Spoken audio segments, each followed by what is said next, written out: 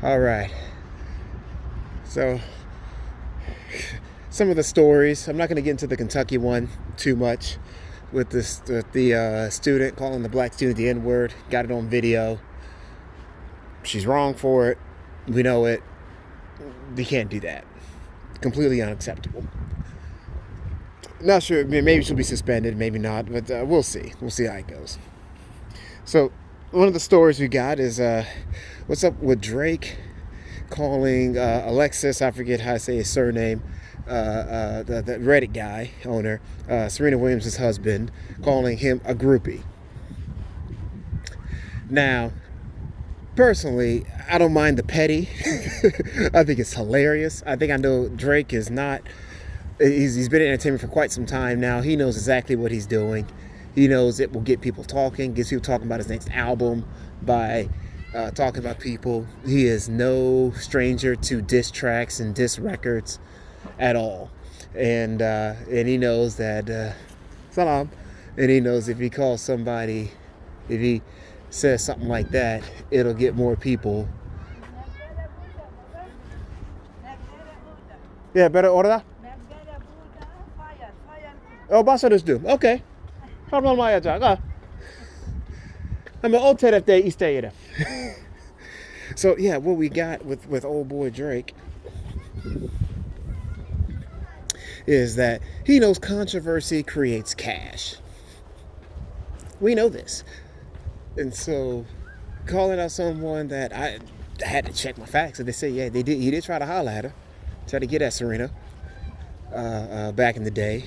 You know, I guess they weren't successful, or maybe they dated for a short while. I'm sure someone will correct me in the comments. But yeah, calling out her husband is funny. Calling him a groupie is funny. It's not really punching up or punching down. It gets people talking. And then on top of that, it's so ironic because I'm sure Drake himself would admit if you asked him, there's nobody that's a bigger bandwagon rider for sports, for athletes, than Drake. You know, it seems like he always pops up in everybody's teams. He's in the locker room. He's in the locker room of UFCs. He's on the sidelines. He's cheering for teams. Presumably he has no connection to. It's just his thing. And I'm actually fine with that. You know, I don't know if I jump teams as much as Drake does, but I mean, I'll do the same thing. Yeah, I'm going to the boulevard, get some tea. But it's really funny. So I'm going to allow it. He's not punching up. He's not talking about someone who can't handle it. He's not talking about some schmuck that's a janitor that married Serena. The guy is very rich in his own right, Alexis. So no, I'm fine with it. I think it's funny. It's like Drake talking about some other people too. Again, get people talking about your album is the name of the game, and rake in the money. If Drake can go after more hardcore battle rappers, he can go after somebody's husband. I'm fine with it. All right. Now we got the Colts and Jim Irsay, who seems to be more clownish every time you see him, hiring Jeff Saturday as the head coach for the Colts. As a Texans fan, I love this. I mean, the Texans, we're not in contention for a damn thing. But in general, hey, anything that can keep the Colts from winning, I'm here for it. You know, I think, I know the concept, I mean, and the term they use in the UK that I kind of like is caretaker instead of interim. It's the caretaker coach or manager when these situations pop up. You know, you don't want to keep the current guy. It's just really not the best all the time to keep a guy on running a team that you know he knows that he's not going to be he'll be no longer part of the organization. So you want to run it. So you run him off. What's over here? I don't think I've been over here before. But with Saturday, I have to go with Joy Taylor, no relation. I think she hit it spot on. Even these caretaker roles, interim roles, why could we not get a brother in those roles? Especially if there's a brother on staff. Yeah, we're not happy with what happened with David Culley in Houston. I'm not. You know, I almost rather say just call it a caretaker role so that everybody knows it's not our permanent coach. He knows it's not our permanent coach. This is someone to kind of keep the team moving, train up the young guys, help us get through this period until we get the right coach that we want. And there's nothing really, I don't think there's anything really wrong with that. He gives him some experience. He's not expected to win big. On the off chance he does well, okay, we can consider it. But in all reality, he's a guy we like. Give somebody an opportunity. I don't see a problem with doing that at all. But I think even in those caretaker roles, those interim roles, getting some black folk in there is a perfect opportunity for someone to at least get a shot to at least see what they can do. Let them run the team. Let them get on the resume. And I just, and I think with Jim Irsay, in all reality, if there's any other, this also looks like the Jack Easterby kind of move. I mean, if there's anybody else, I would be surprised. But Jim Irsay, they say he's getting more and more clownish all the time. Every time I see a post for him, people just talk about, oh, that's not a bad view of here. Okay, I don't think I've been at this corner. Ain't going up to the mall? Nah, I'm okay. I don't feel like walking all the way down there. So, we go up top though, see what's up. So they haven't really finished this museum yet. But, no. Irsay is a fool. They say he's on drugs. I don't know. I don't know the Indianapolis faithful think about this. I know Mike Wilbon was very happy with it because he knows this whole thing's a joke. And, it's just Saturday. Hasn't a lick of experience. A very Jack Easterby move with the Colts. So I think the Colts will be missed. I think they're wrong for not giving somebody a chance. I know we don't always want chances that are with teams that are bad. But it's still better than nothing. Even if you call it a caretaker, call it interim, it's someone to get us through a tough time, someone that can go to a different role in the organization, like Bernie Bickerstaff, if I'm saying his name properly, way back for the Bobcats or Charlotte back in the day. He was like, I'm doing coaching for now, but I'm eventually just going to move to the general manager. I'm just we have to have a coach. Rather than bring somebody in that just to lose, I'll be that caretaker for a while. So it sets someone up for failure. And then the big story, of course. Oh, this is much better if you're up here. It's a really good tea at that restaurant, actually. I really like that. I'll take the missus there probably one day. But I think if we look at Kyrie Irving and this whole saga so far, I mean, at this point,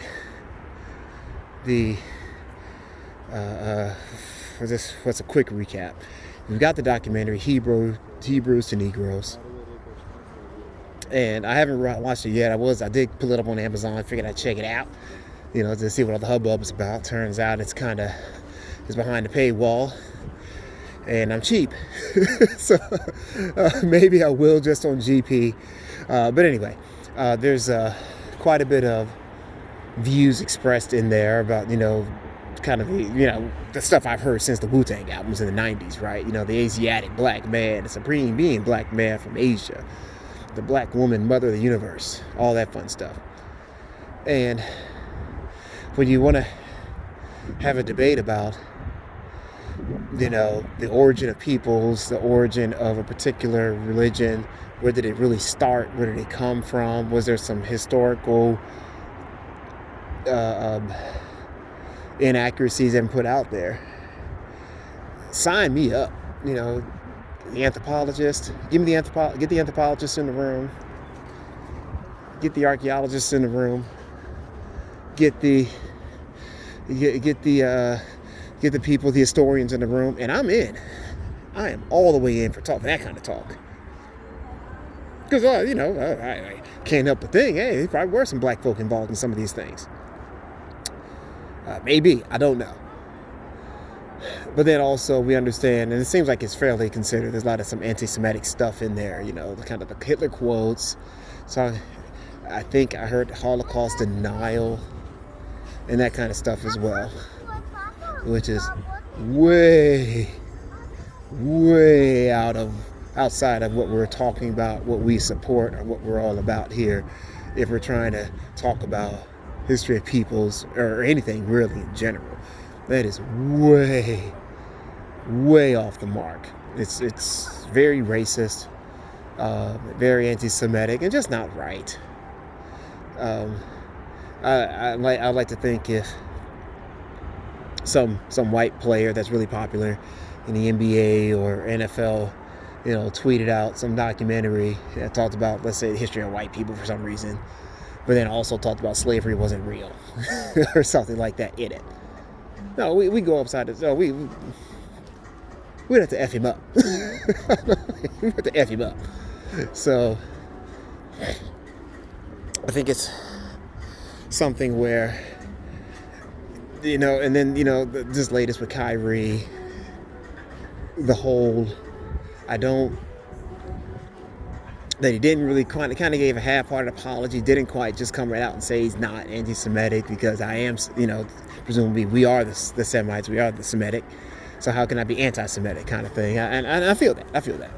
But he didn't just come out and say, when we say the term anti-Semitic, we mean hating against, the Jewish people, the Nazi doctrines, the neo-Nazis, white supremacy, yada yada. You're not that, right? And he didn't come out and just say no. It's a binary question, yes or no. Don't overthink it. Stop overthinking. No, I am not. God, no. Jesus, no. That's all you got to say. Make life easy on yourself. The answer is no. Oh, see, I can pick up a taxi. Maybe I'll go this way. So, I'm going to take the stairs. Why not? So, the answer is no. I mean, not get somebody's license taxed too much in here. And he didn't come say that at first. And then he put out an Instagram apology, probably written by Olivia Pope, a week into it, after he got fined and all that stuff. Well, yeah, and then I guess you could say officially he apologized. But now they want more. I guess I think there was already a donation as part of the story that he has to do. He's trying to get people's license tax. He has to do a donation. Oh, he has to meet with some people, some leaders, talk about it. Yada, yada, yada. The Nets use the term unfit to play for the Nets, which is a death knell term. Used in the corporate world. Oh, man, it's blocked. In the corporate world, if you're unfit, that's it. It's game over. In the corporate world, that's it. So, if they said, we're not sure about him, we are nervous about keeping him with the Nets or something like that, that's another story. Unfit is game, set, match, over. And I guess the question is, so long. I guess it's like it's blocked. God, doggone it. I wanted to go up the stairs. I gotta go all the way around again. So I guess the question is, all these additional requirements for Kyrie, what is that right at this point? And I guess I'll start by thinking, I can't get on somebody else for how offended they are about an insult to them. That's, if somebody, somebody says something that's misogynist, I like to think I can only generally go so far in criticizing a woman for being upset about the misogynistic thing that was said, or roundly considered misogynistic. Like, they get to make that determination. It's their interpretation of what was said, and they feel how they feel, and they're right. They're right to their feelings. So, and then on top of that, this comes from the heels of the Kanye West stuff, where he said all this anti-Semitic stuff, or close enough, and then the freaking neo-Nazis are putting, look at the kids here, the neo-Nazis are pretty much putting banners up on highways. Like, it goes fast. when somebody supports that Nazi cause, that anti-Semitic cause, that's popular, boy, that thing grows fast. That didn't take long at all, and they're showing little flashing signs on sides of stadia and all that stuff. I'm like, man, those boys were prepared. They just needed a champion. It's like it's what we said with Trump and a lot of the racist stuff we got out of the Republicans over the last few years. Some of us were surprised, like, man, good Lord. We know it's that bad. So with the racists, like, well, we just didn't have a champion. We didn't have someone putting it out there in the mainstream for us. So we just kind of now that we do, it's on. And so I can see where the Jewish folks are coming from, that now that there's a champion, in some people's eyes, a champion for that cause, that's mainstream, now it's on. It's on. So I can see how Jewish people would feel really offended by this, and really hurt and saddened and afraid, right? Because those boys got these banners up on those highways. Within a few days, they start doing signs in a few days. Pretty soon, where does it go next? Start beating up kids in school. We all know the drill. So in all reality, I think it's hard for me to say, hey, the Jewish folks, you guys should let bygones be bygones. He got an Instagram apology written by some consulting firm. And aren't you happy now? I'm not going to say that. It feels a bit much to me, but again, I'm not in their culture. I didn't go through what they went through, and so it's hard for me to just to fall on that. Now, in addition to that, the problem Kyrie has, he managed to insult the one ethnic group in America that actually has some sort of power in America. Not all of it, but has enough of it that they can make a dent. They can make a dent in your life. You can insult black people all day long. Black people, we have to ask other companies to run people off, to fire coaches, to fire people. We have to ask. The commissioner of the NBA is like, oh, I got this covered by myself. I don't ask anybody. Latino people, largely they have to ask. Hey, that's anti-Latino stuff. We got to ask Nike to do something about it. So, Jewish folks, there's enough of them in positions of power out there that they can just do it. They just go directly. There's no middleman to go through. So Kyrie and Kanye before him, again, managed to insult the one group. Oh, look at the balloons. Oh, what's going on? Okay, well, that's interesting. Okay, I don't see anything else though. Oh, okay, all right. Flag colors. Okay, I'm sure it's something. I know Victory Day was yesterday. Okay. All right, cool. But Kyrie, you managed to upset the money, at least enough of the money. They don't have it all, but there's enough of them that are in position to do something about it, and so they will. And so it's something where I imagine if Kyrie, this were a white guy who said something, and the commissioner about black people, and the commissioner of the NBA was black, and let's say 2 of the 3 team owners were black, I don't know the percentages, and so forth, that person will find himself doing all kinds of stuff. Let's get you in some meetings here, brother. Let's get you in some discussions. That Instagram apology ain't gonna be enough for us. Let's have a little more discussion about that. Let's meet with some people. Let's go to some museums. Let's take a walk. Oh, she's filming something. Okay, that's nice. So with Kyrie, my ending thought with the brother is I don't know if he's going to be missed. Everything else about Kyrie out off the court is that he's a good guy. He's a mental eccentric. If that's a fair enough statement. He's mental. He's eccentric mentally. He's reading 100 million different things, listening to probably the podcasts, the documentaries, and they can get you fired up if you ain't careful. And you gotta be careful what you say after you kind of read some of this stuff and watch some of this stuff, especially as a brother. We used to say all the time, when Rosewood came on, if Rosewood was on TNT, the movie Rosewood, black folk, come on now. That you knew that was not the time to go to work right after watching Rosewood. Because you're going to say something stupid. And you're going to do something. Come on now. Watching Roots.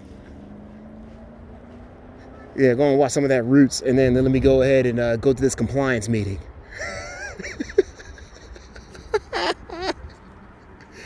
No. We all know there's some stuff that happens. You need to give it some time to breathe before you tweet, go to the meeting, talk about it, whatever. I mean, there's some stuff. There's some podcasters, some pro-black guys that are out there. I listen to them, brothers. I gotta be in a mind state to listen to some of these cats. It's not, they're good. They got good stuff. I love the intel, but man, it gets me so fired up. I'm like, I just can't do it. I almost would rather just read it, read a transcript. I just can't do it. I get way too jazzed up.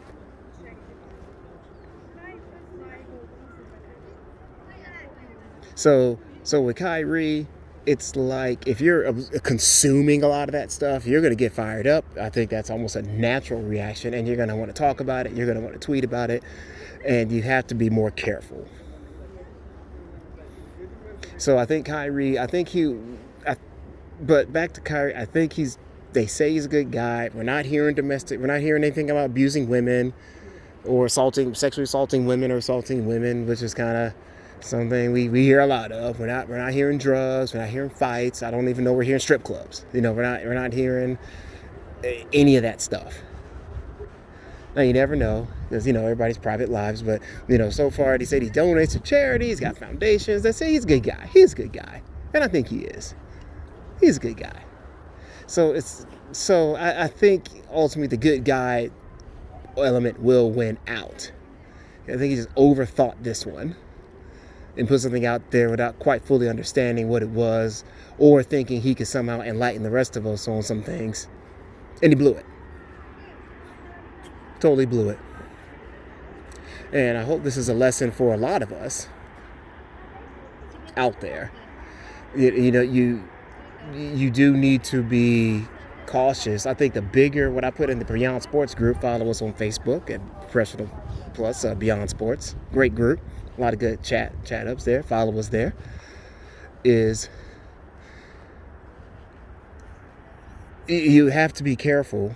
The bigger your scope, and the bigger your influence, and the more people that depend on you, all the more careful you have to be. Let's see if I pick it up. All the more careful you have to be with what you say. Do you think it's any coincidence you don't see CEOs on sports message boards or Facebook groups or commenting on stuff like that? There's no coincidence, right? But you got to assume that some of them are sports fans of somebody. Do you think you don't see not so much rich people like Elon Musk that own their own stuff. I'm talking about, when I say CEOs, managers, I don't know if I'm seeing too many even just freaking regular ass team leaders in companies doing much. It's like as soon as people get promoted, man, that Facebook gets real quiet real fast. LinkedIn's fine, but that Facebook, that Twitter gets real quiet real fast. Do you think that is an accident? Of course not. No. You cannot, you have to, because now you represent more than just yourself. Me, I'm not in charge of shit. So, anything I say, if I say something that make it, it's not great, but it's not a group of people outside of my own family that are depending on me. So you still don't want to do it then. Obviously, it's your family. But then, now in Kyrie's case or other people's case, you're talking families, as employees of the organization. People that work at the Nets that now they have to figure stuff out. They have to unpack things. People that worked at Nike have to figure things out. People that work on his foundations have to figure things out. Let's go this way. No quieter. So that bigger the scope, the more careful you have to be. And if you're not sure, I would say just go ahead and get a publicist and let them be the filter for you. So the next time you listen to that one podcast that gets you fired up about some stuff, or that one documentary that really puts you in a mood or some type of way, or that one book you read that people need to know these things, you're going to have someone to stop you before you go and tweet about it, Facebook about it, post about it. Because you just have to be more careful. All right, man, I appreciate y'all on this walkabout with me. Again, I'm just out here picking up some Black Panther tickets, had a little bit of downtime. So y'all be cool. Smash the like button. Like Udoka smashes smashes other people's ladies in the Celtics organization. If you want to subscribe, go ahead. I have these random musings from time to time. See, if you guys like this stuff, I can do more of it. I have plenty of downtime. On like morning walks and things like that, like a little quieter. I tried to do one for Deion Sanders and the whole I am swag thing, but I did it in a very